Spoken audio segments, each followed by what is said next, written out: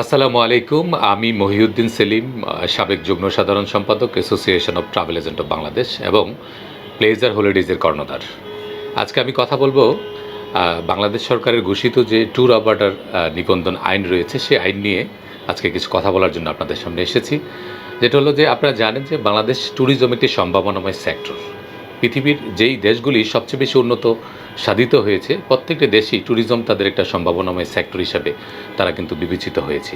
তো সেই জায়গা থেকে বাংলাদেশ যে অপার সম্ভাবনাময় একটি ট্যুরিজম সেক্টর রয়েছে, সেই জায়গা থেকে বাংলাদেশ ট্যুরিজম বোর্ড যে নিয়ম বা ট্যুরিজম মিনিস্ট্রি যে নিয়মটি করেছে যে ট্যুরিজম যারা ব্যবসা করবে তাদেরকে একটি আইনের আওতায় আনার জন্য। তো আমি বাংলাদেশ সরকার বা যারা এই আইনটি করেছে তাদেরকে সাধুবাদ জানাই। তবে এই আইনের কিছু অব্লিগেশন আছে আমার, যে আইনের অব্লিগেশন এই জায়গাটিতে যে যারা ট্যুরিজম বিজনেস করে তার অনেকেই আছে যারা নিউ কামার, যারা আসতেছেন যে এই ট্যুরিজম বিজনেসটা সম্ভাবনাময় সেক্টর মনে করি, বা যারা মনে করছেন যে ট্যুর একটা লাইফ মানে লাইফ চেঞ্জিং একটা বিষয়, যেটা হলো যে মানুষ ট্যুরে গিয়ে মানুষের জীবনকে বা মানুষ আপনি জানেন যে যারা ট্যুরে যায় কারা, যারা ট্যুরে যায় আমাদের বাংলাদেশে যারা আছে যে যারা যাদের অনেক টাকা আছে, বা আবার অনেকে আছে যে মানুষ কাজ করতে করতে বোর হয়ে যাচ্ছে, মানুষ একটু রিল্যাক্সের জন্য যায়।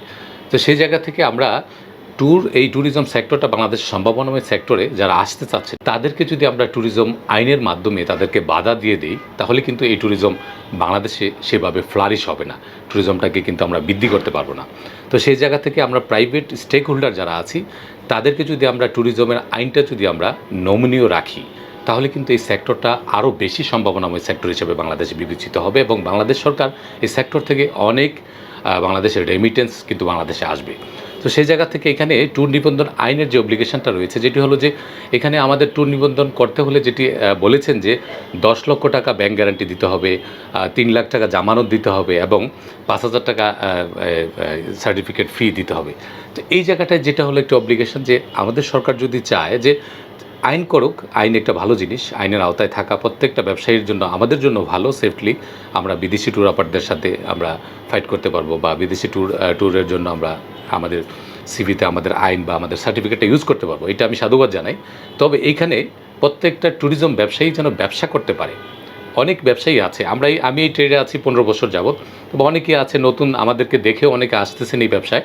তবে তাদেরকে যেন এই ব্যবসায় আসার জন্য আমরা ওয়েলকাম জানাই, আমি সবসময় ওয়েলকাম জানাই। আমি আবার আমার একটি ইনস্টিটিউট আছে, সামনে aviation and tourism training institute, আমরা এই ট্রেনিং দিচ্ছি এখানে ট্রাভেল ট্যুরিজম সেক্টরে মানুষ কীভাবে আসবে সেই বিষয়গুলি নিয়ে। তবে আমরা কিন্তু চাচ্ছি মানুষ এই সেক্টরে আসুক, এই সেক্টরটা আরও বেশি ফ্লারিশ হোক। তবে এই আইনগুলি যদি সরকার বিবেচনা করে যে 3 লাখ টাকা যে জামানত দিতে হবে, ব্যাংক 10 লাখ টাকার এটা দিতে হবে, এইগুলি যদি আমরা যেমন আমরা সিভিল এভিয়েশনের লাইসেন্স করি, সেখানে কিন্তু আমাদের শুধুমাত্র 65,000 টাকা দিয়ে আমরা লাইসেন্স করতে পারছি সিভিল এভিয়েশন, যেটা দিয়ে আমরা আয়টা করতে পারি।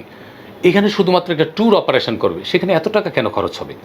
তাই আমি বাংলাদেশ সরকারের কাছে এবং যারা দায়িত্বরত আছেন তাদের কাছে আমি উদারত আহ্বান জানাচ্ছি, আপনারা এই আইনটাকে বিবেচনা করে আপনারা যদি নমনীয় করেন, মিনিমাম একটা খরচ যদি রাখেন, যেন সবাই সাধ্যের মধ্যে যেন তারা এই এই লাইসেন্সটি করতে পারে, বা এই সরকার যেটা চাচ্ছে সেই আইনটির আওতায় যেন আসতে পারে, এটা আমি সরকারকে আহ্বান জানাই।